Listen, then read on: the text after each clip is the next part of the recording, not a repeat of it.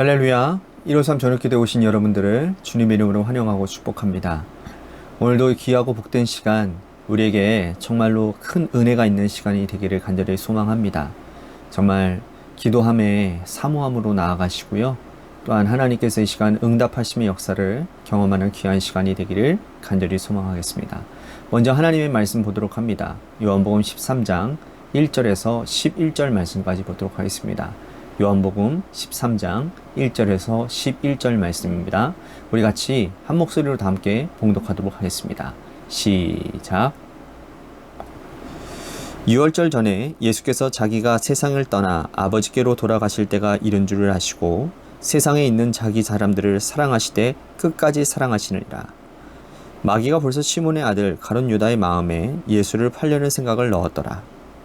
저녁 먹는 중 예수는 아버지께서 모든 것을 자기 손에 맡기신 것과 또 자기가 하나님께로부터 오셨다가 하나님께로 돌아가실 것을 아시고 저녁 잡수시던 자리에서 일어나 겉옷을 벗고 수건을 가져다가 허리에 두르시고 이에 대야에 물을 떠서 제자들의 발을 씻으시고 그 두르신 수건으로 닦기를 시작하여 시몬 베드로에게 이르시되 베드로가 이르되 주여 주께서 내 발을 씻으니이까 예수께서 대답하여 이르시되 내가 하는 것을 내가 지금은 알지 못하나 이후에는 알리라.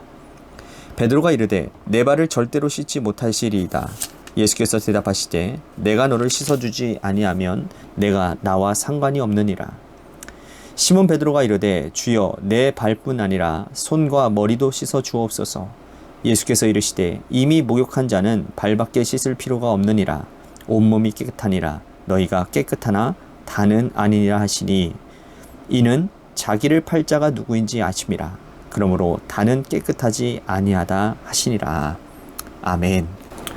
2022년 통계를 보니까요, 우리나라 이혼 건수가 무려 11만 천여 건이 된다고 합니다. 주변에서 이 이혼율이 급증하는 것을 체감하고 있다고 하는데 수치적으로 이렇게 보니 이 정도로 높을 줄은 제가 아마 몰랐을 것입니다. 왜 이렇게 이혼이 많이 되고 있고 또 이혼의 사유는 도대체 무엇일까요? 예나 지금이나 이혼의 사유 중에 단음으뜸은 성격 차이라는 겁니다. 성격 차이가 사실은 이 애매한데 그 속으로 깊이 들여다보면 자존심 문제로 귀결이 되어지는 거예요. 갈등하지 않는 가정은 없고 문제없는 가정도 없습니다. 그런데 자존심 때문에 초기에 일어나는 작은 문제, 작은 갈등을 봉합하지 못하고 내버려 두면 그러면 그것이 상처가 되고 그 상처가 아물기도 전에 또 상처가 생채기를 내고 그러면 세월이 가고 시간이 흘러가는 거예요. 그러면 갈등을 봉합하지 않은 채 살아가는 겁니다. 그 과정에서 돌이킬 수 없는 큰 사건이 벌어지면 그때는 함께 갈 수 없다라고 결론을 이르게 된다라는 것이죠. 결국은 자존심 때문에 이혼까지 가게 되는 거죠.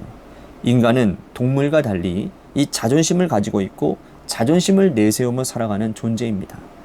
자존심이 때로는 긍정적인 역할을 하기도 하지만 심각한 문제를 야기할 때도 많습니다.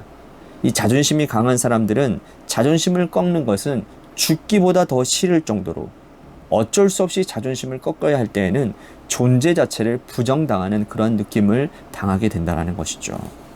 자, 오늘 읽은 본문 말씀에서 하나님의 아들 예수 그리스도께서 당신의 자존심을 꺾고 제자들의 앞에 무릎을 꿇으시며 그들의 발을 씻어주시는 장면이 나옵니다. 오늘 본문의 배경은 유월절을 앞둔 어느 날이었어요. 예수님이 이 땅에서 보내시는 마지막 유월절입니다. 주님의 공생의 마지막 유월절. 이제는 이 유월절이 지나면 예수님은 십자가에 달려 돌아가시고 사흘 만에 부활하시는 그러한 공생애를 이제 마무리 짓는 그런 시점에 있습니다. 주님이 이 땅을 떠날 날을 앞두고 제자들에게 여러 가지 교훈을 말씀하고 계십니다. 자, 오늘 본문 말씀이 그래서 가장 중요하다고 볼 수가 있는 거예요. 왜냐하면 주님께서 말씀으로만 교훈하시지 아니하시고 직접 행동으로 교훈하시기 때문입니다. 4절 5절 말씀에 보면 예수님께서 식사하시다가 갑자기 예고 없이 겉옷을 벗으시는 거예요. 제자들은 의아해서 주님께 무엇을 하시는가 멀뚱멀뚱 바라보고 있었습니다. 주님은 겉옷을 벗고는 수건을 허리에 두르시고 대야에다가 물을 받아 놓으시는 거예요. 그리고는 무릎을 꿇고 제자 한 사람 한 사람의 발 앞에 엎드려 그들의 발을 손수 씻겨 주십니다. 이것은 계획이 없었던 일이고 또 제자들에게 미리 고하지 않았던 일이라서 제자들은 무척이나 놀랐을 것입니다. 그런데 제자들이 진짜 놀란 이유는 뭐냐면 누군가의 발을 씻는 사람은 그 당시의 유대 사회에서는 종들밖에 없었기 때문이에요. 먼지가 많은 이 팔레스타인 지방의 특성상 주인이 외출했다가 돌아오게 되면 가정에서 아주 귀한 손님이 올 때에는 종들이 그분의 발을 씻어드립니다. 겉옷을 벗고 수건을 허리에다가 두르고 대야에 물을 받아놓고 그 앞에서 무릎을 꿇고 그리고는 정성스럽게 주인이나 아니면 귀한 손님의 발을 씻어주고 그 허리에 두른 수건으로 발을 닦아주는 거예요. 그러니까 이 일은 종이 하는 일이라는 거예요. 종이.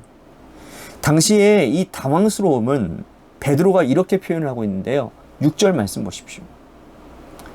시몬 베드로가 이르되 주여 주께서 내 발을 씻으시나이까. 자, 베드로의 말을 들은 주님이 뭐라고 말씀하시느냐? 내가 너 이거 씻는 거 금하면 너 나랑 아무 상관없는 사람이야. 이렇게 말씀을 하십니다. 자, 주님께서 이렇게 말씀하신 이유가 뭘까요?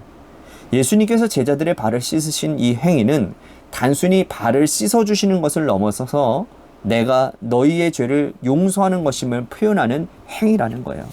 나는 이 땅에 모든 사람들의 죄를 용서하기 위해서 왔는데 내가 너의 발을 씻어주지 않으면 내가 너와 아무런 상관이 없지 않겠느냐, 주께서 이렇게 표현하고 계시는 거죠.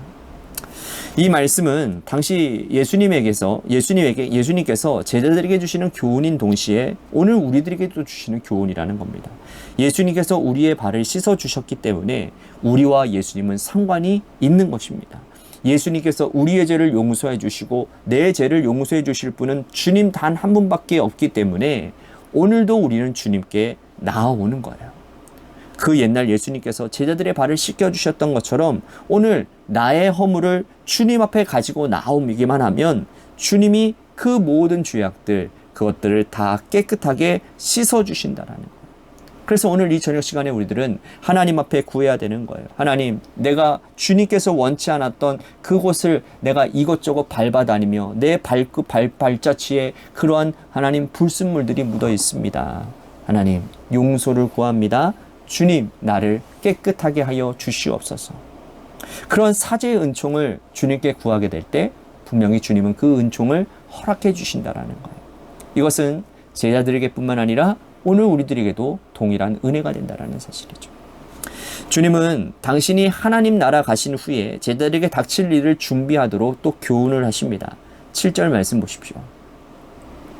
예수께서 대답하여 이르시되 내가 하는 것을 내가 지금은 알지 못하나 이후에는 알리라. 주님은 이후에는 알리라 라고 하셨는데 베드로가 언제 예수님의 말씀을 깨달았습니까? 예수님이 승천하신 후에 베드로는 예루살렘 교회에서 목회를 하게 되었습니다. 예루살렘 교회는 베드로가 한번 설교했을 때 3,000명이 돌이켜 회개하고 세례를 받은 그런 사건이 있는 곳이죠. 또 한 번에 설교할 때에는 5,000명이나 되는 사람들이 돌이켰습니다. 그래서 예루살렘 교회는 대형 교회가 되었어요. 교회를 목회하는 이 베드로가 자기 자존심을 내세우고 자기 승질대로 소리 지르고 싶은 대로 했다고 한다면 여러분, 목회를 감당할 수 있었습니까? 목회를 감당하기 힘들죠. 내가 너에게 본을 보인 것처럼 사람들 앞에서 무릎 꿇고 자존심을 버리고 성도들의 발을 씻어주어야 목회가 된다라고 주님께서는 직접 행위로 가르쳐주고 계신다는 거죠. 너는 지금 알지 못하나 시간이 지나서 예루살렘 교회를 목회하게 될 때면 알게 될 것이라고 말씀을 하는 거예요. 베드로는 절대로 자신의 발을 씻지 못하게 된다라고 못한다고 항변했지만 예루살렘 교회를 목회하면서 주님의 깊은 뜻을 알아가게 되었을 것입니다. 여러분, 자존심과 섬김은 반비례 곡선을 그립니다. 자존심을 내세울수록 인간관계는 멀어지고 자존심을 내세울수록 섬김의 목회는 물 건너갑니다. 하지만 자존심을 숙이고 하나님 앞에 무릎 꿇는 성도들은요, 무릎 꿇는 마음으로 성도들을 섬기면 목회는 흥황하게 될 것입니다. 오늘 우리들에게도 이 교훈이 깊은 깨달음이 있었으면 좋겠습니다. 자존심을 세우느냐고 시간을 허비하지 않았으면 좋겠습니다. 지금도 주변의 사람들에게 이 자존심을 세우려고 시간을 허비하고 있다고 한다면 주님의 뜻은 그만큼 지연되어지는 거예요. 예수님은 내가 자존심을 꺾고 예수님처럼 무릎 꿇기를 원하십니다. 더러운 발을 닦아주고 씻어주기를 지금도 원하세요. 그렇게 하면서 주님의 뜻을 이루어가게 하기를 간절히 바라겠습니다. 내 자존심을 내세우는 건 아무 유익이 없습니다.